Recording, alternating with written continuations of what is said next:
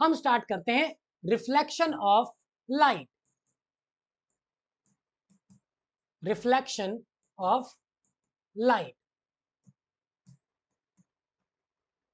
तो reflection of light पढ़ने से पहले हम यही जान लेते हैं कि रिफ्लेक्शन होता क्या है। रिफ्लेक्शन का मतलब होता है bouncing back of anything. Bouncing back of anything, right. कोई भी ऑब्जेक्ट है, जैसे बच्चे लोग क्या करते हैं, दीवार पर बॉल को मारकर खेलते हैं ना, बॉल टकरा कर वापस आ जाती है, यही तो है बाउंसिंग बैक। तो बस अब यहां पर बाउंसिंग बैक किसका होगा? लाइट का। सिंपल सी बात है, बाउंसिंग बैक ऑफ एनीथिंग। लेकिन हम पढ़ रहे हैं रिफ्लेक्शन ऑफ लाइट, तो यहां बाउंस बैक किसका होगा? लाइट का। ठीक है, तो जब लाइट टकरा कर कहीं से वापस आ जाए उसी को कहते हैं रिफ्लेक्शन ऑफ लाइट। अब रिफ्लेक्शन ऑफ लाइट के लिए यहां पर कुछ लॉज आ जाते हैं फिर। जैसे फर्स्ट लॉ आता है, फर्स्ट लॉ। फर्स्ट लॉ कहता क्या है कि angle I equal to angle R. ठीक है, रिफ्लेक्शन ऑफ साउंड भी हमने पढ़ा है 9th क्लास में। ठीक है, लेकिन अगर आपको वहां पर नहीं आया हो तो ध्यान से मैं फिर से बता रहा हूं आपको, ध्यान से देखिएगा। फर्स्ट लॉ को कैसे समझेंगे आप? हम मान लेते हैं यहां पर एक सरफेस। अब क्या होता है, सरफेस भी आपको स्मूथ चाहिए। रफ सरफेसेस होते हैं वो अच्छे से रिफ्लेक्ट नहीं कर पाते। स्मूथ सरफेस का मतलब है, स्मूथ समझते हैं एकदम, जैसे हमारे घर की दीवारें होती हैं या फर्श होता है, वैसा स्मूथ होना चाहिए। या आप ऐसे ऐसे समझ सकते हैं जैसे कि ये लाइन स्मूथ है बिल्कुल, इसमें कहीं भी आपको पैच नहीं दिखाई देगा या रफनेस नहीं दिखाई देगी, राइट। तो इसी में अब रिफ्लेक्शन का मतलब क्या है कि लाइट टकराकर उसी मीडियम में वापस जानी चाहिए। अब मीडियम क्या होता है? मीडियम, अब एयर है तो मीडियम है, राइट। एयर अपने आप में एक मीडियम है, वाटर अपने आप में एक मीडियम है, केरोसिन वो भी अपने आप में एक मीडियम है। ठीक है, मीडियम मतलब वो माध्यम जिससे लाइट ट्रेवल कर रहा है। तो ज्यादातर जो लाइट है वो एयर में ही ट्रेवल करती है, राइट। वाटर में भी तो करती है। आपने कभी देखा होगा, आप स्विमिंग पूल में नहाने गए होंगे, तो स्विमिंग पूल का जो सरफेस है वो आपको थोड़ा सा उठा हुआ दिखाई देता है, राइट। थोड़ा सा उठा हुआ दिखाई देने का मतलब क्या है, लेकिन वहां पर अलग कॉन्सेप्ट यूज होता है, तो अभी हम वहां नहीं जाएंगे। वहां रिफ्रैक्शन हो रहा है बच्चा लोग, रिफ्लेक्शन नहीं हो रहा।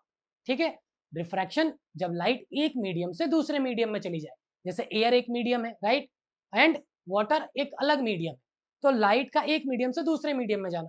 लेकिन हम तो पढ़ रहे हैं बाउंसिंग बैक, मतलब लाइट टकराकर तो वापस जाएगी। तो इसीलिए हम क्या कर देते हैं, पीछे सरफेस की एक पॉलिशिंग कर देते हैं। आप यूं समझ लीजिए सिल्वरिंग कर देते हैं। अब सिल्वरिंग, सिल्वर का यूज क्यों करते हैं? क्योंकि silver is one of the finest reflectors which we have right now. Okay, आपने जो सिल्वर कलर होता है ना वो बहुत अच्छे से लाइट को रिफ्लेक्ट करता है।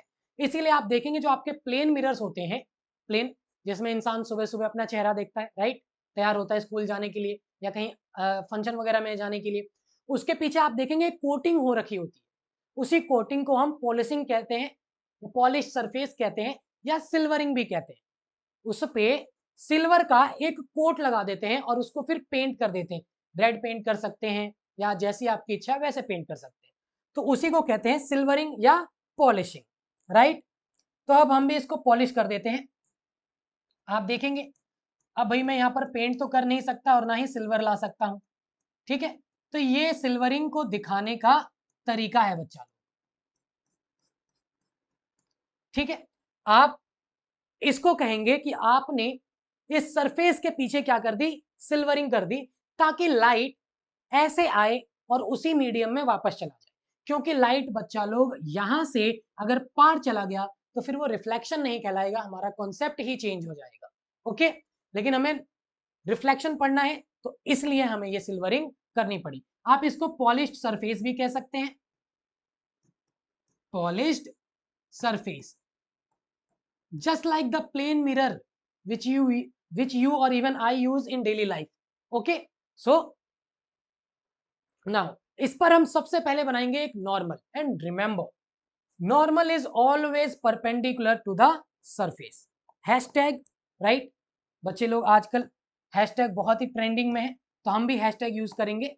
ठीक है, normal is always perpendicular to the surface। देखिए मैं आपको परपेंडिकुलर बनाना भी सिखा देता हूं, बहुत आसान है, बहुत आसान। आप कंपास लेंगे, ठीक, कंपास को यहां पर रखकर आधे से ज्यादा आर्क लेंगे, आधे से ज्यादा।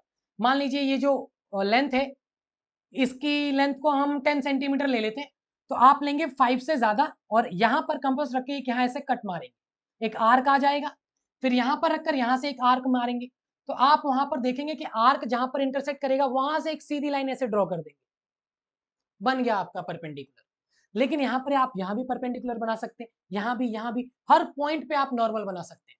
ओके, तो हम सबसे पहले अब इस पे एक नॉर्मल बना लेते हैं, ठीक है।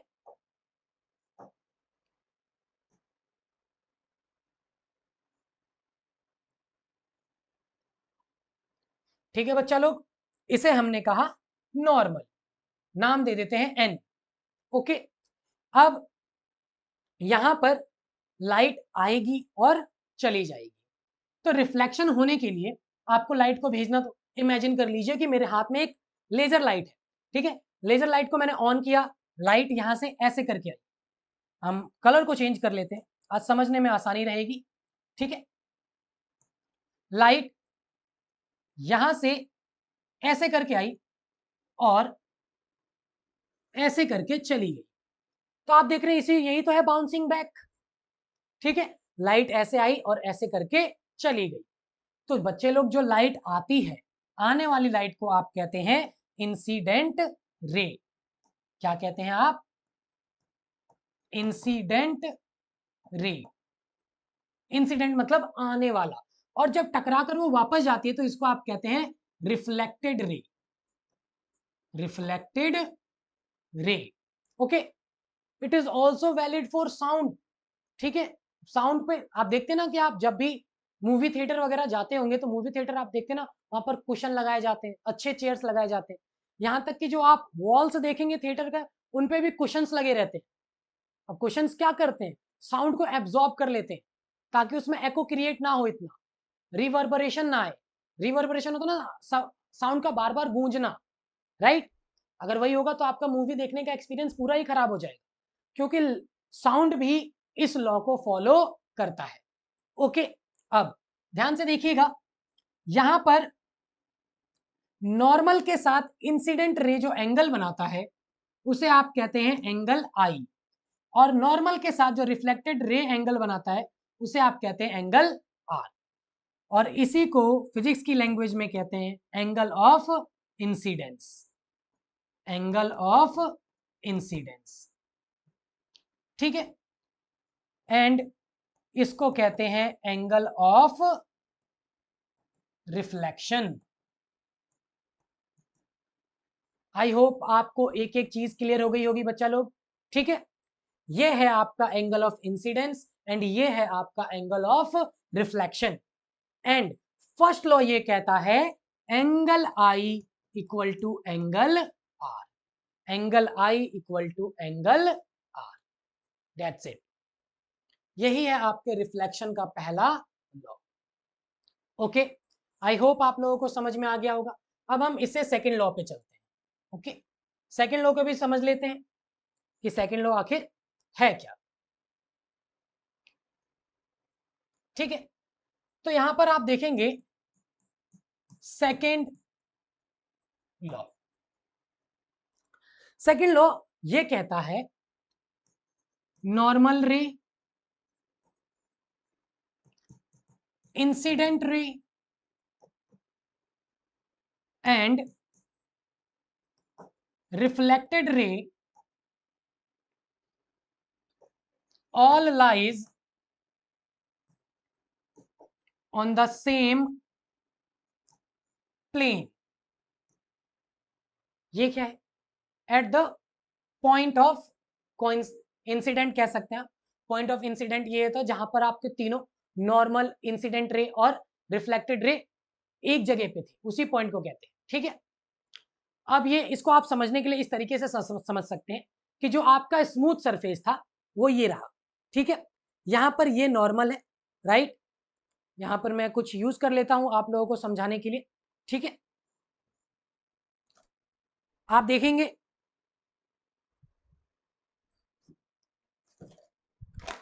ठीक है, तो देखिए इस चीज को समझने के लिए हम और अच्छे से इसको समझेंगे। ये हो गया आपका स्मूथ सरफेस, इसको प्लेन बोलते हैं, क्या बोलते हैं, प्लेन। एंड ये हो गया आपका नॉर्मल। नॉर्मल के बाद ये हुआ आपका एंगल ऑफ इंसिडेंस, लाइट ऐसे आई और ऐसे करके चली गई, ठीक है, लाइट ऐसे आई और ऐसे करके चली गई, ये हो गया नॉर्मल। यहां पर बना था, अब देखेंगे तो ये तीनों कहां लाई कर रहा है, सेम प्लेन पे लाई कर रहा है, ठीक है। तो ये जो तीनों हैं सेम प्लेन पर हैं और इसी को कहते हैं second law of reflection. Incident ray, normal ray and reflected ray all lies on the same plane. Okay, इसके बाद यही रिफ्लेक्शन पढ़ने से के बाद हमारा जो कॉन्सेप्ट आगे आएगा वो है मिरर्स, ठीक है। मिरर्स को पढ़ने के लिए रिफ्लेक्शन पढ़ना बहुत जरूरी था, राइट। बेसिकली जब आप अपने आप को स्कूल जाने के लिए प्रिपेयर कर रहे होते हैं तो जिस शीशे में जिसमें आप देखते हैं उसको प्लेन मिरर कहते हैं, और प्लेन मिरर में आप अपनी रिफ्लेक्शन ही तो देखते हैं, राइट। तो यहीं से रिफ्लेक्शन पढ़ने के बाद जो हमारा नया कॉन्सेप्ट आएगा वो है मिरर्स, ठीक है। आई होप आप लोगों को ये सब कुछ समझ में आ गया होगा, ठीक है।